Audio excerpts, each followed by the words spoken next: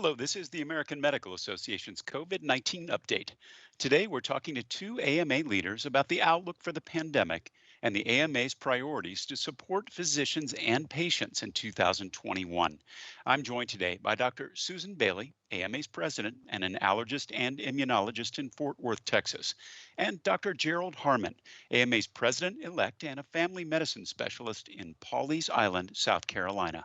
I'm Todd Unger, AMA's Chief Experience Officer in Chicago. As we begin 2021, there's some good news. COVID-19 vaccines are rolling out after an emergency use authorization. But the bad news is we continue to see COVID-19 cases spiking across the nation. Dr. Bailey, what is the AMA going to continue to do in 2021 to support physicians and patients? Well, first of all, happy 2021. I know we've all been waiting for it to get here. And the AMA's mission and work, however, does not change. We will continue to work to make sure that physicians have the best and latest information about COVID-19. We will continue to do everything we can to support physicians in practice, advocate to the federal government for ongoing regulatory relief, support for telemedicine, support for the financial state of our practices. We will continue to work to promote physician wellness, physician well-being, to fight burnout and physician suicide. We'll continue to work on health equity, which has been shown to be so incredibly important in this last year and has been for a long, long time. And to continue to help our medical education system, medical students, residents, faculty members, adapt to this unprecedented situation we all find ourselves in and continue to reimagine our system of medical education. That's quite a lot on the plate as we A lot. try to move through this pandemic. Dr. Harmon, your hospital received its first allocation of the Pfizer vaccine, and you're among the first staff members to receive it. Can you talk about the experience for you and your colleagues? Todd, absolutely. The long-awaited vaccine. Well, I received it about 2 weeks ago now, 19 days ago, in fact. I'll get my second injection in 48 hours, and really, I'm counting it down. It's important. I was number 6 in line among our first line workers. I was the second physician.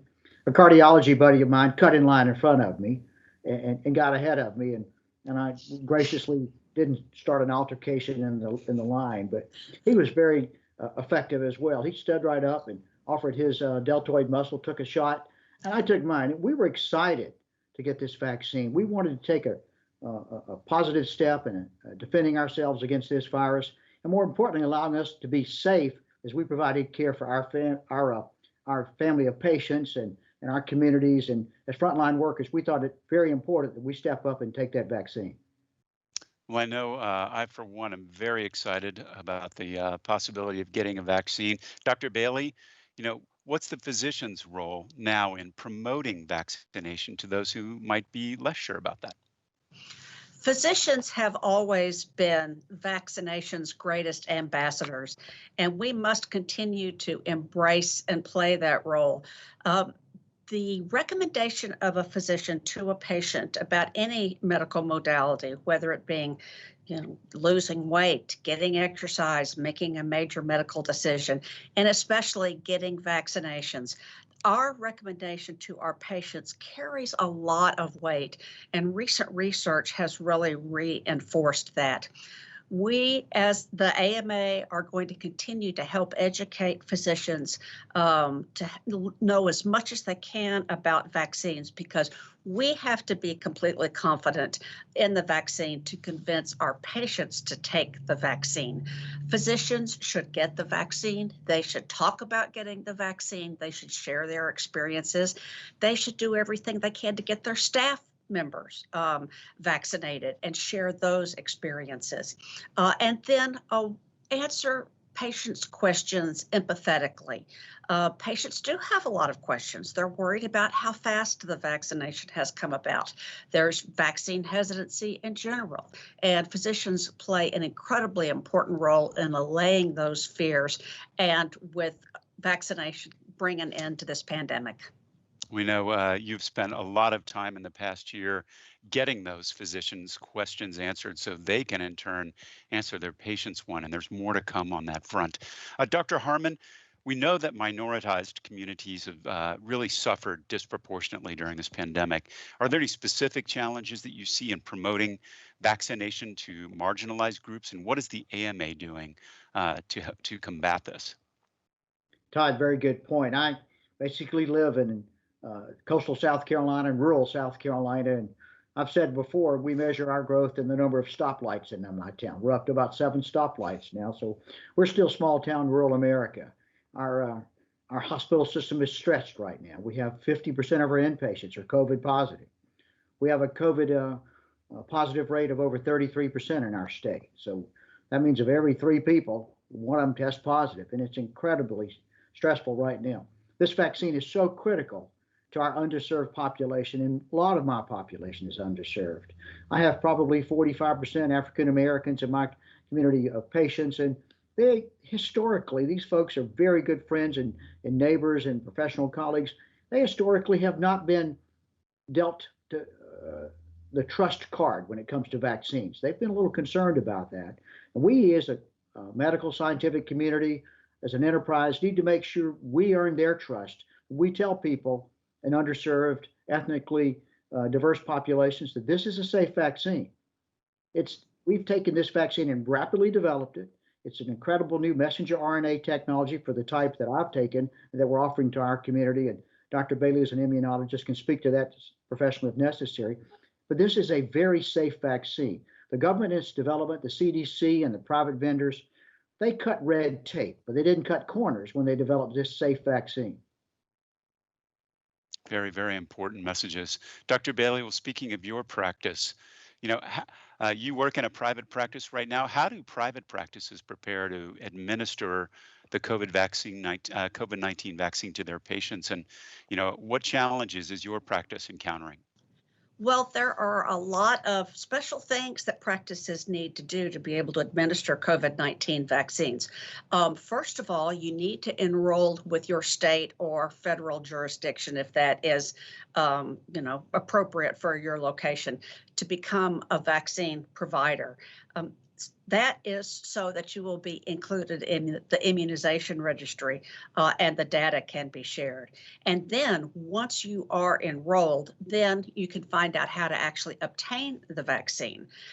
If you already are enrolled in Medicare and see Medicare patients in a private practice, you don't have to do anything else. But if you aren't seeing Medicare patients, you still can give vaccines to Medicare patients, but you do have to get a special enrollment for that. And CMS has got a website all set up, cms.gov/COVIDvax-provider. And we can post that on the screen or put that on the website, but it's got all sorts of toolkits in there. We've got to make sure that you've got the proper storage capabilities to handle the vaccine. Most private practices don't have the cold storage to deal with the Pfizer vaccine, which has extremely cold requirements. But the Moderna vaccine just takes a simple freezer and refrigerator. You've got to be able to be ready with paperwork. You've got to be ready with special consent forms. You need, giving the shot itself is not that big a deal. Most practices are going to feel comfortable administering an IM injection into the deltoid. But you do need prepared to treat anaphylaxis if it occurs. It isn't happening often. There's just really a handful of cases, but it's a good idea to have that epinephrine on hand to know how to recognize and treat anaphylaxis and make sure that you watch patients for 30 minutes if they have a history of drug allergies, and be able to follow up. With the Pfizer vaccine, it's 3 weeks. With the Moderna vaccine, it's 4 weeks. Subsequent vaccines that are coming online will have other requirements, and we've got to make sure our patients get that second shot to be fully protected. Thank you. AMA's immediate past president, Dr. Patrice Harris, met with President Trump and his administration to tell them exactly what physicians needed to effectively fight COVID-19. I remember at the top of that list was PPE. Dr. Bailey, what would you tell the incoming administration that are the top 3 things physicians need at, the most at this stage of the pandemic?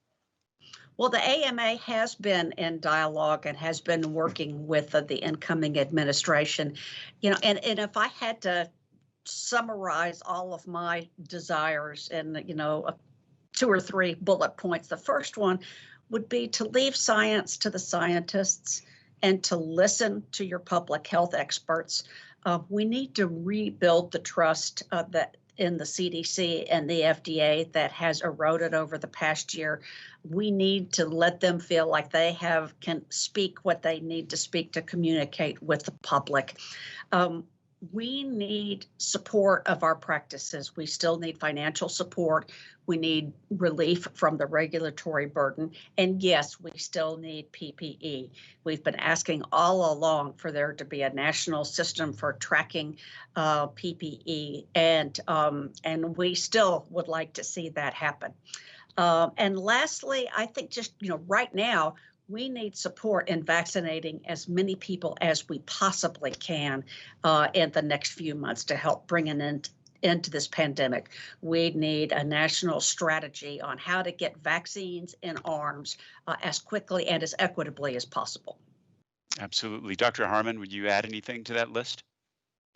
I would foot stomp, which is an old aviator term. I would emphasize with the stomping foot what Dr. Bailey just said. I want to make sure that we equitably distribute and immunize the folks with the vaccine. That's critical. I live in this underserved community. I practice in it daily. I want to make sure the poorest folks in my community that have the poorest access, who might not be able to get on a website, who don't really have the bandwidth to do all this stuff and fill out the consent forms online and everything. I want to make sure we get that vaccine to those communities. Those folks are disproportionately affected by the coronavirus. They're already economically disadvantaged. They're already having to go to work. They can't always work from home. We all know that. They're having to work away from home. They're having to do some physical skills that can't be done telephonically or in a virtual workspace. So they're already struggling. Those folks, my patients in those communities, we've got to make sure they get the vaccine. We're working hard with that in our local community. It's a critical that we get that population vaccinated. That really, we doctors need to be kept healthy, safe, and in the front line, and I appreciate that. But then we need to go out there and deliver that frontline health care. Mm-hmm. Dr. Harmon, after 11 months of the pandemic, it's really taken a huge mental toll on both physicians and patients. How do you suggest we cope with this challenge as we head into 2021?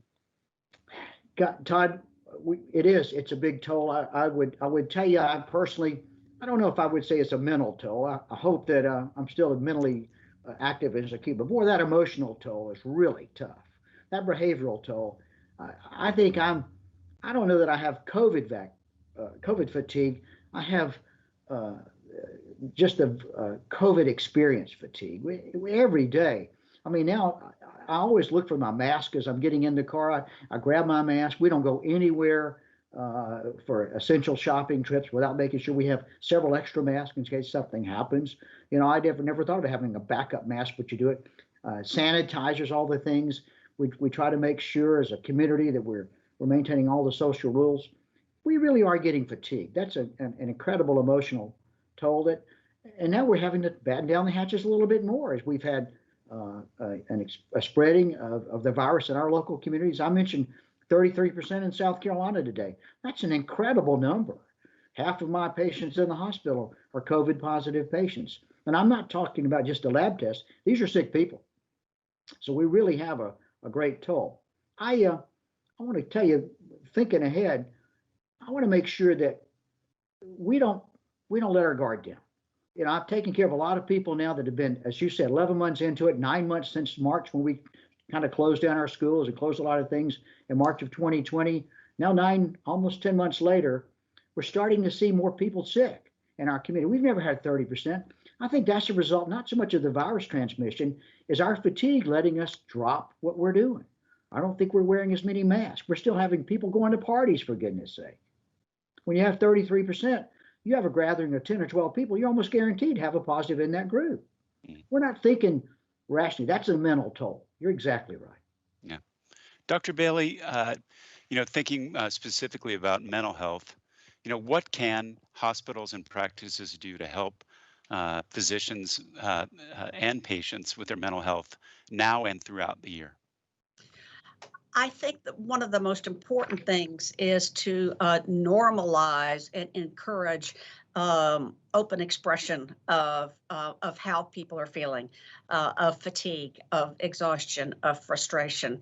And I also think that it's incredibly important for health systems to make extra sure that all of their healthcare workers are properly protected with PPE.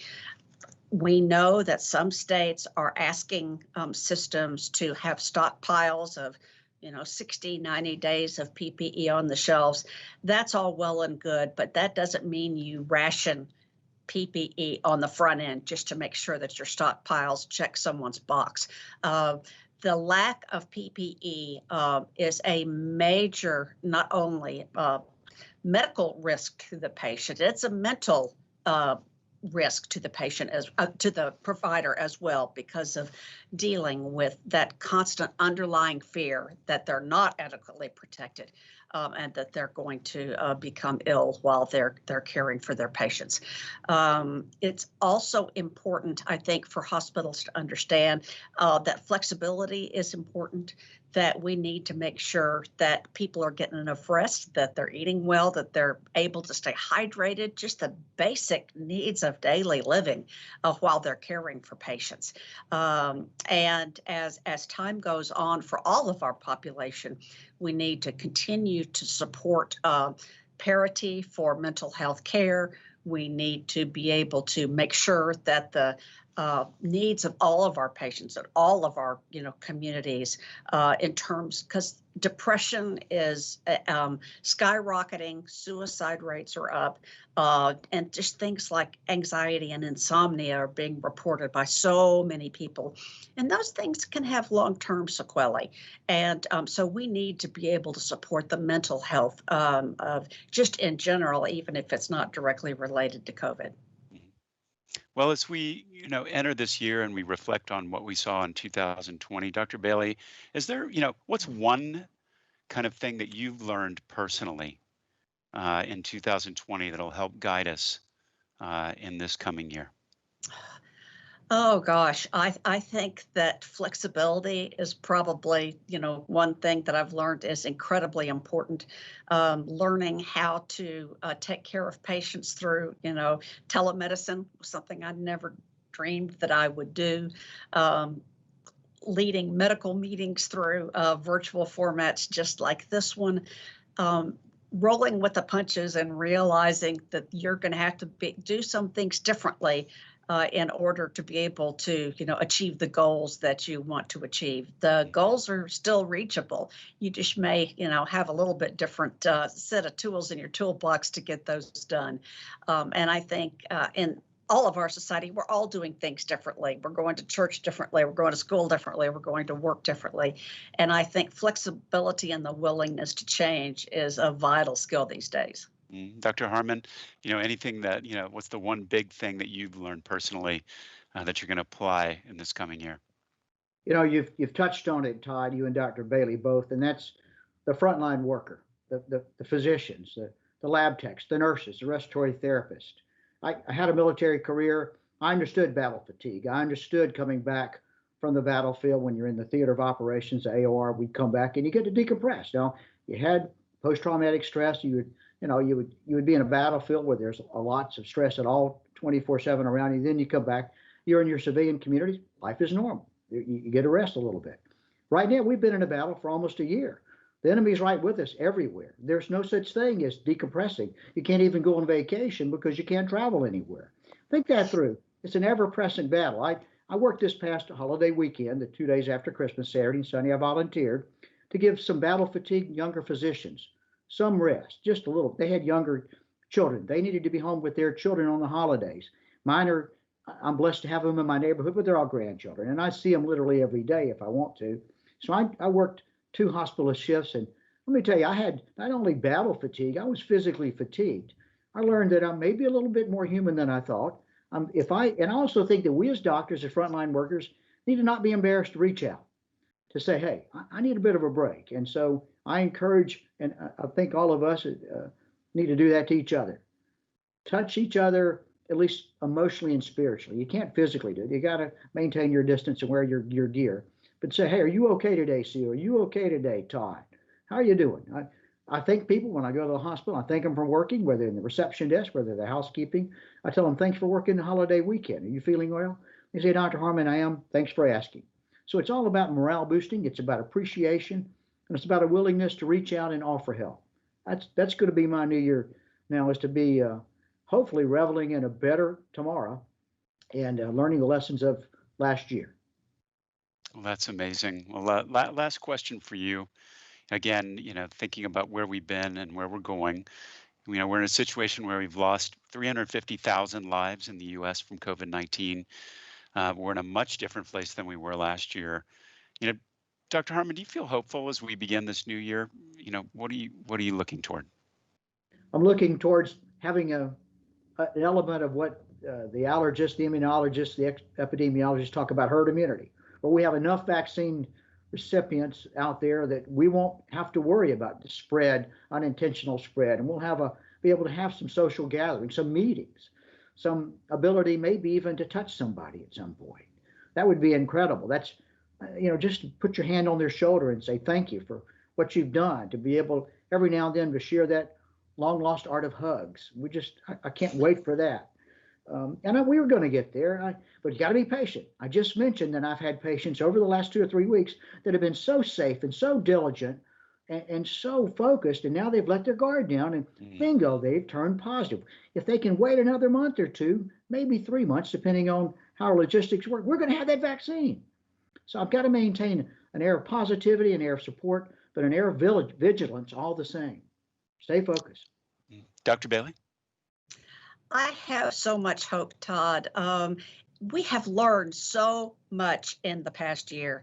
We've learned all about COVID. We've learned how to treat it. We've developed multiple vaccines. And I am very hopeful that we will be able to take what we've learned, and not only help get our, society well, but to work on the problems that really got exposed during the pandemic, the inequities of healthcare, how fragile our healthcare system is, the weaknesses in our public health infrastructure. And I think that now we have got learnings from all of these things that we can use in the future. We're going to get there. We will get this pandemic behind us. There will be a new normal. I am confident of that, but we just have to stay patient and stay vigilant and hunker down till we get there. Well, thank you both so much for all the work that you're doing. We do have a lot of work on our plates. That's it for today's COVID-19 update. Dr. Bailey, Dr. Harmon, thanks for being here today and sharing your perspectives. We'll be back tomorrow with another segment. For resources on COVID-19, visit ama-assn.org/COVID-19. Thanks for joining us. Take care.